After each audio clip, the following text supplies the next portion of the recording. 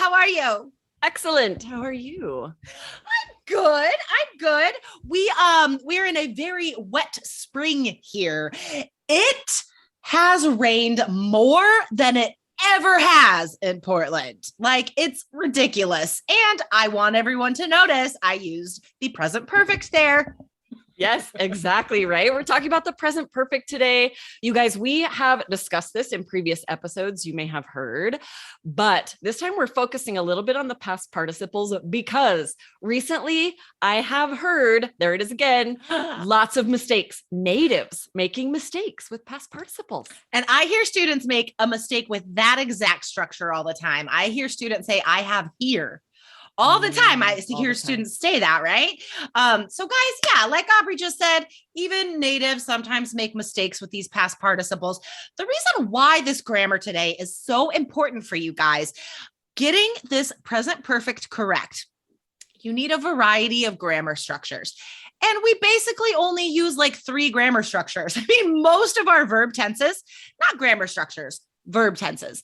Most of the verb tenses we use, right? It's going to be present simple, past simple, or present perfect. Yeah, exactly. So let's perfect those 3. Yes, right. We have this huge list of them when you look in a grammar book.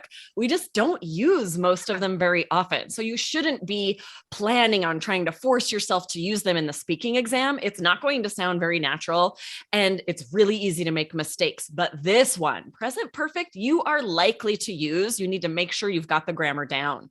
You should. So when do we use present perfect? Now, again, guys, we are teaching you the real way you should use it, the way natives use it, the way it will be correct, most likely on the exam, okay? Grammar books teach you different stuff. It's not always correct. Like, grammar books always teach you to use present perfect to describe something that started in the past and continues to the present. Now, that is correct, but natives don't usually use it like that. We use past continuous for stuff like that, like past present continuous. Present perfect continuous. I have been living in Portland for 6 years. That's what natives would use. That's the verb tense. Now, when do we use present perfect? We use it to introduce past experiences, things finished in the past when we don't say, we don't care, or we don't know when. Okay. So introducing past experiences, you should be using present perfect. Yeah, this is perfect for part 1 and for introducing part 2, because often you want to give that little bit of background information, but it doesn't matter when that happened. It just happened sometime in the past. Present perfect is perfect for that. So you want to be ready. And today's grammar lesson is going to give you these little inside tips of what to watch out for, because there is a pitfall here that past participles can be irregular. They're different from the verb that you use for past simple, which can be tricky.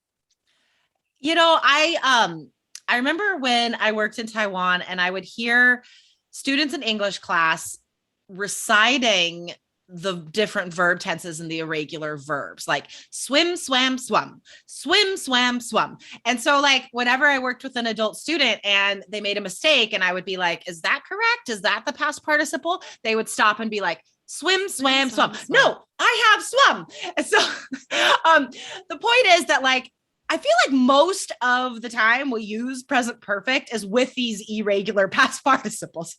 Like, it's more common to use irregular ones than regular ones. So guys, we're going to outline 4 past participles that are irregular that we hear mistakes with all the time. So you guys can at least get these correct, because you will likely use these on the exam. Yes, exactly. Okay, let's dive into the first one, which I just heard yesterday at a taco shop. Girl next to me, she looked very well educated, and yet she said this sentence. Ready for it? Okay, yeah. This is the incorrect, right? The only reason I knew that was because of what she had wrote to me the day before. And my teacher brain is like, ouch, this hurts my ears.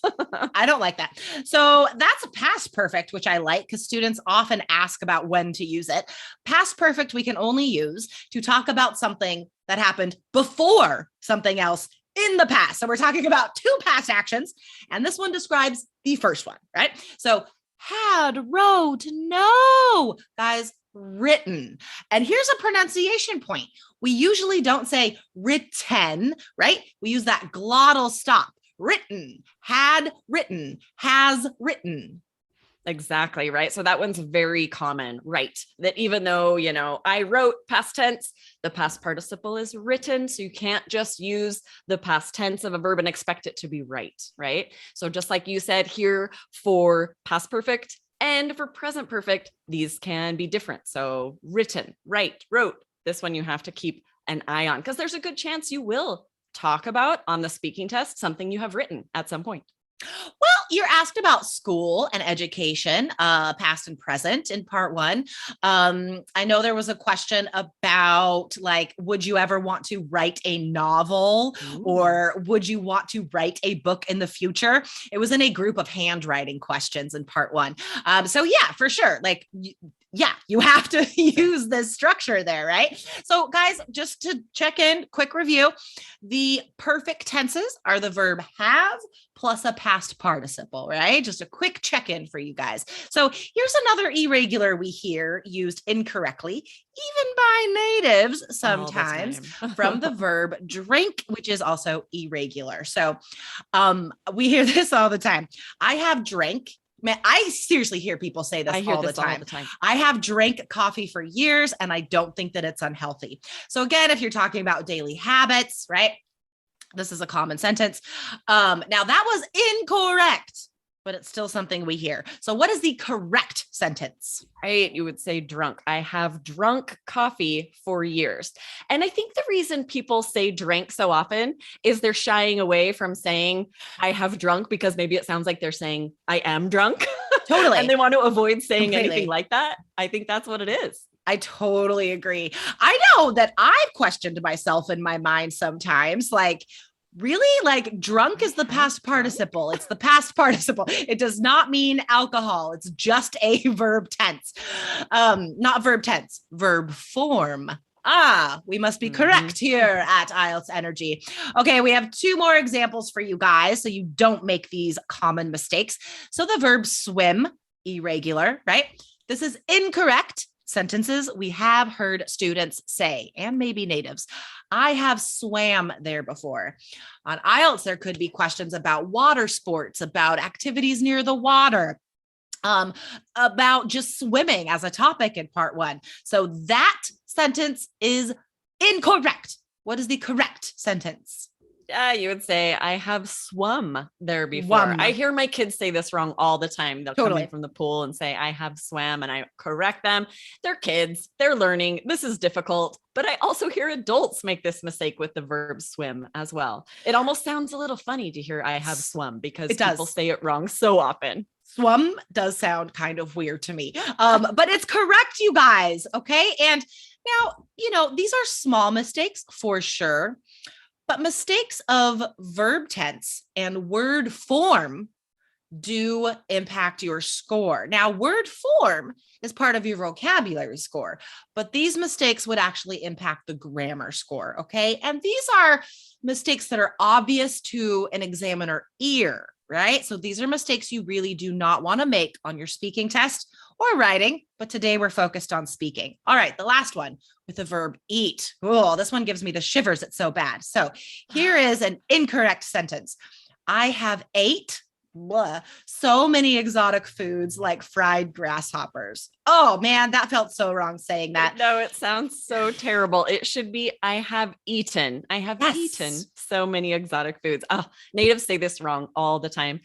It's funny. I have a good friend who's in Mexico right now, and she just texted that she ate fried grasshoppers in salsa. They made salsa and it had bits of fried grasshoppers in it. Delicious. Extra protein, right? Why not? All the extra protein. So guys, we know that you find these grammar episodes very useful. So please share this episode with a friend who is studying IELTS or just an English student, right? Grammar helps everybody. Go ahead and share it from your podcast app, guys. And also remember to get your free estimated IELTS band score at allearsenglish.com/myscore. All right, rad. Aubrey, this has been fun. Yes, it has been extremely fun. I love some good present perfect grammar. I love some great participle conversations. All right, Aubrey, I'll see you tomorrow. See you tomorrow. Bye.